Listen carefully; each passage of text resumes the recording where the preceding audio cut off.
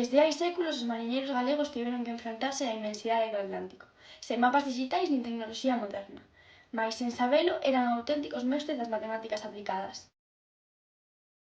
A súa forma de orientarse no mar baseábase no uso de coordenadas xeográficas, latitude e longitude.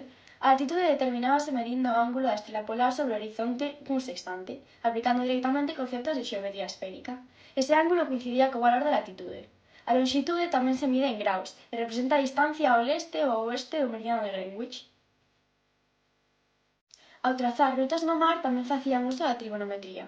Coñecendo a dirección en graus e a distancia a percorrer, aplicaban fórmulas como esta para calcular os desplazamentos en cada dirección. Isto permitíalles manter o rumbo correcto.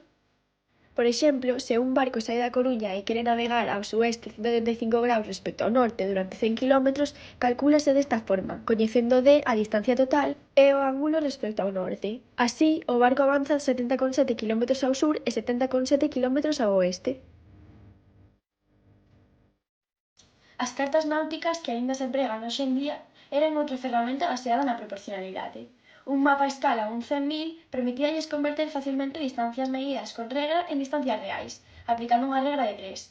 Se medían 5 cm nun mapa, sabían que iso equivalía a 5 km reais. Ademais, tiñan que comprender o comportamento das mareas, que segue funcións periódicas semellantes ás senoidais. Estas funcións matemáticas permiten prever cando sobe e baixa o nivel do mar. A altura da marea nun momento determinado pódese modelar cunha función como esta, onde cada parámetro ten un significado físico real: amplitude, frecuencia, fase e nivel medio.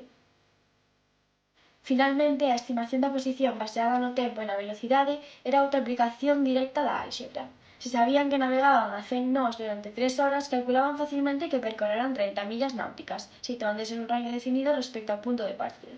Por tanto, os mariñeiros galegos aplicaban sen saber nomealos os conceptos fundamentais de trigonometría, álxebra, xeometría e análise matemática para orientarse, planificar e sobrevivir no mar.